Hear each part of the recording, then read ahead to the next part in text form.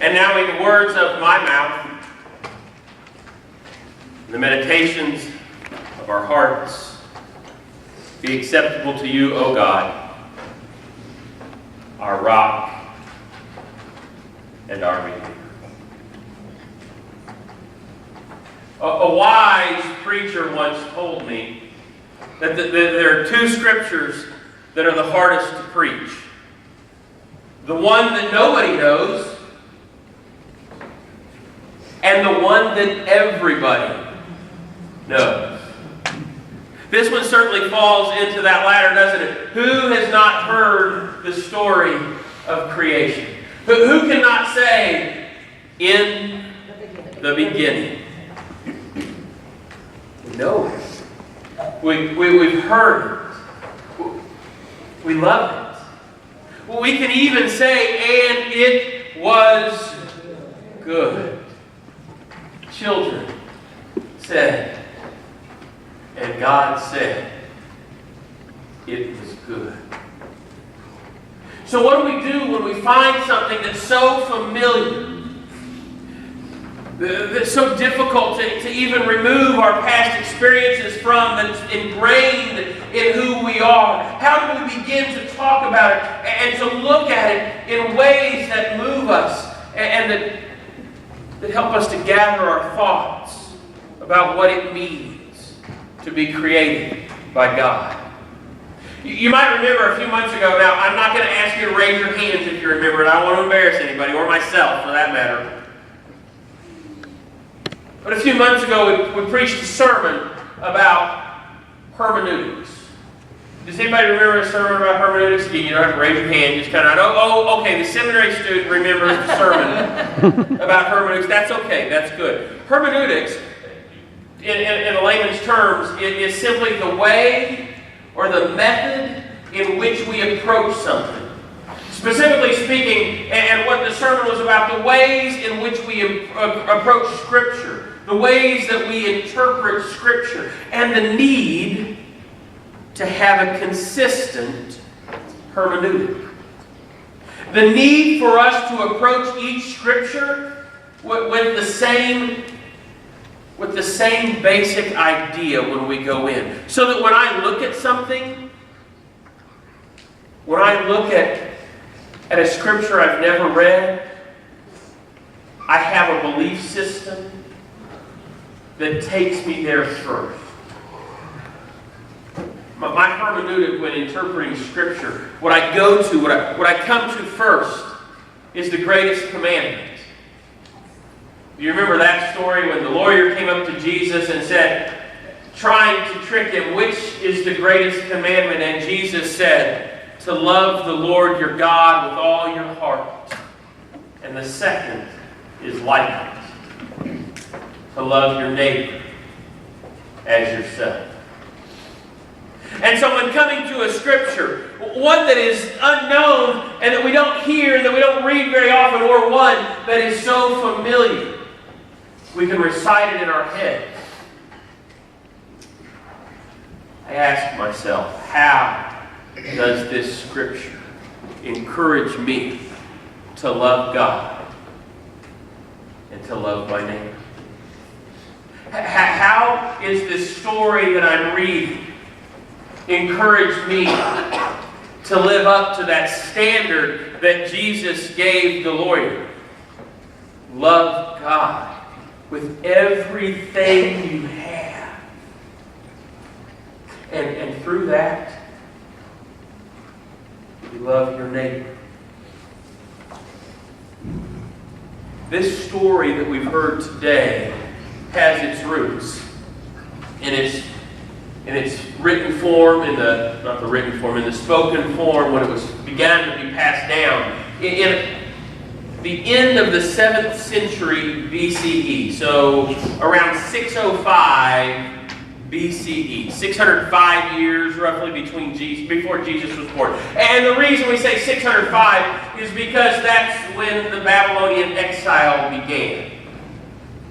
In the southern kingdom, the kingdom of Judah, the Babylonians had come and taken over, and Nebuchadnezzar, which you may recognize that name from Daniel, Nebuchadnezzar was the king of Babylon and insisted that the kingdom of Judah pay tribute. But King Jehoiakim, I think that's right. King Jehoiakim said no. Pay tribute to Yahweh, not Nebuchadnezzar.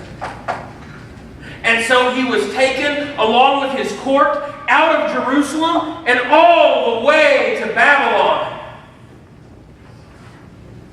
And then he was returned, and a few years later Nebuchadnezzar said, okay, it's time to pay tribute. And Jehoiakim said, no, I'm not going to do it. And so again, more people were taken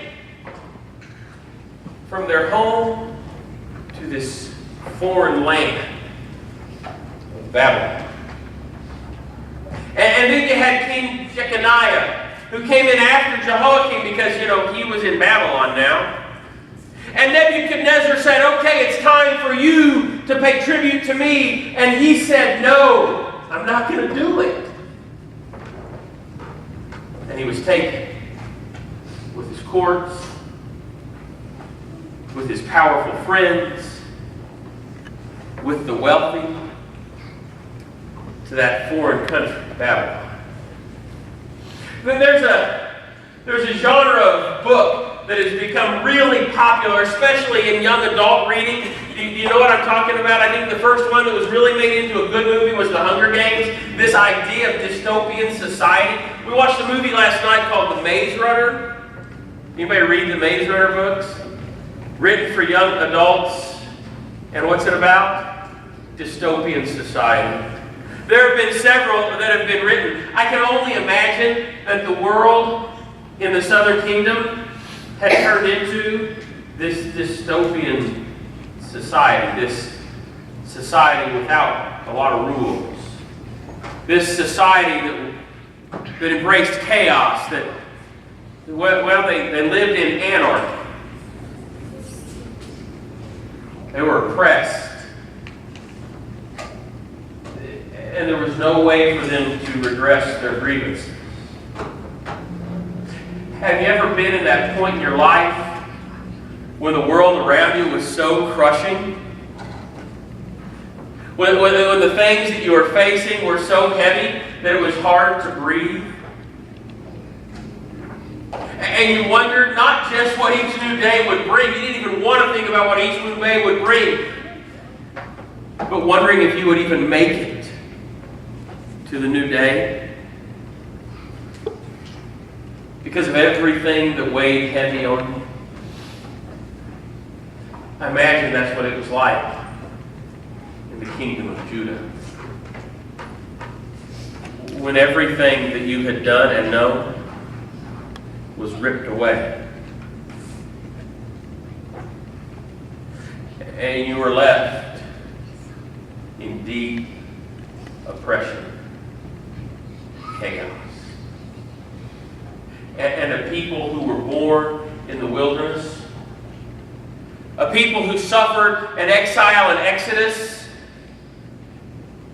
who had to bow to the Egyptian pharaohs, who wandered the wilderness for 40 years before finally getting their own place, were ripped from it once again and transported elsewhere, and they had to be asking the question, why is this happening to me again, God?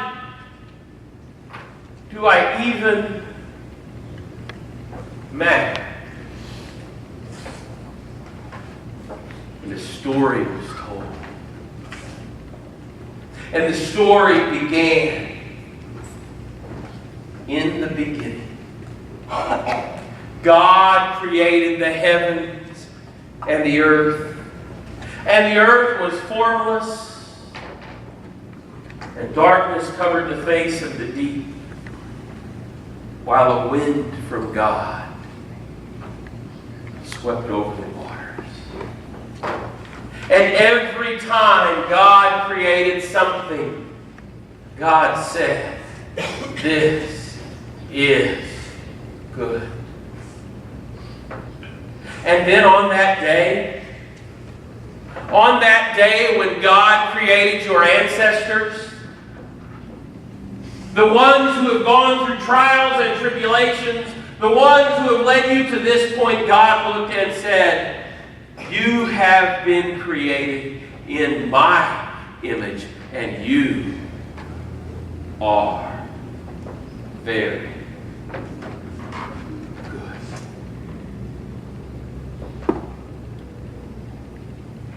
And we're reminded, yeah, right now it's tough, but you do matter. You have been created in the image of God. You have been put on this earth, and everything that's here has a purpose, and everything that's here was not just created by happenstance, but created by a loving and caring God. And that story has been used to form our faith since the 6th century BCE. Now I know that sometimes it's used in ways that don't necessarily represent loving God and loving your neighbor. I know that sometimes it's been used and they've taken that word dominion and stretched it to mean destruction. Like a thumb held down on the rest of creation. I know that these very words have been used to subjugate peoples. I know that the very next story, which Genesis, the authors or those who were putting it together said the creation of human beings in more detail, that has been used to cast doubt on the place of women in our world.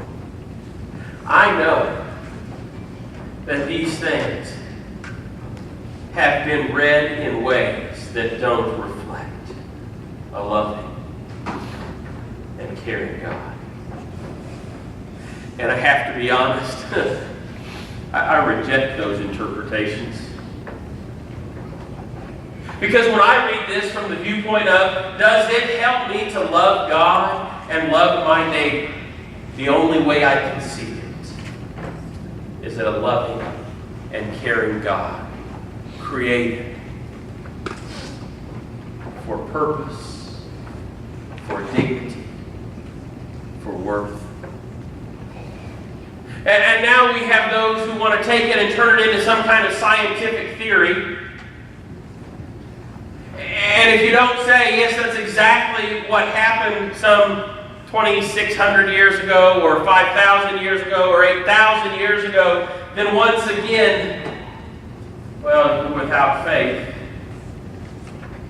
I like the words of Karl Barth. You always go back to the classics, right, or the newer classics.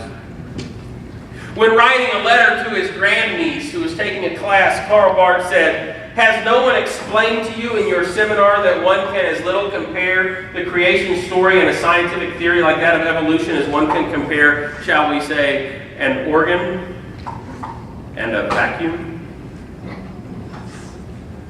That's not to say that they don't belong in the same sentence. It's to say that they serve a different purpose. That they give us something different. When the organ plays and music comes forth, it can transport you. The vacuum, well, I'm going to be vacuuming from about noon to about 2:30. Wherever there's carpet. 2:30, Pam. 2:30. Not that it's not clean already. When we focus on this story of creation as some kind of scientific theory about the exact way in which the heavens and the earth were created, we lose sight of a story of love.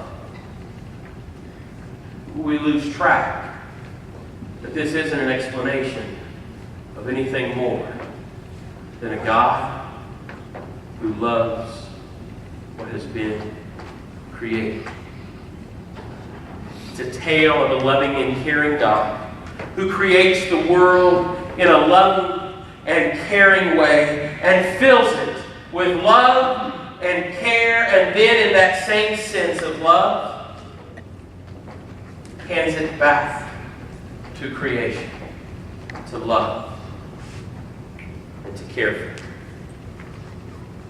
In 1970, May 21st, 1970, a small group got together to honor that creation. And as a part of that, they said, look at what we've done when we've looked at this as a thumb and dominion. Look at what we can do if we think of it as a loving, caring story about the world which God has created.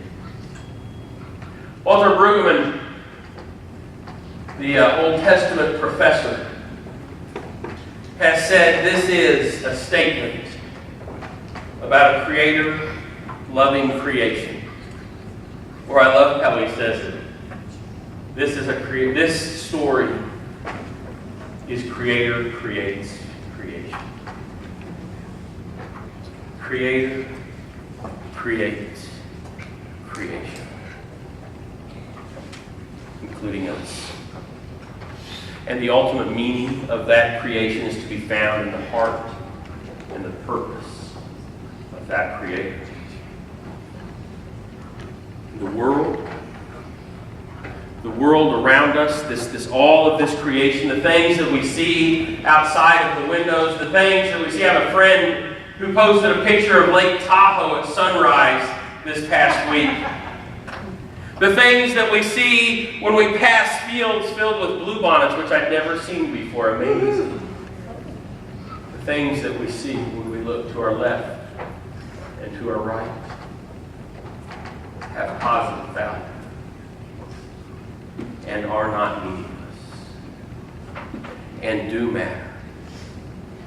From the highest mountain, thousands of miles away, to the smallest bug that one of our children mentioned, and everything in between. There is value in what has been created. And so we gather as the church, and we look at this secular holiday of Earth Day, and we wonder, what are we doing then here on Sunday morning? Because they are tied so closely together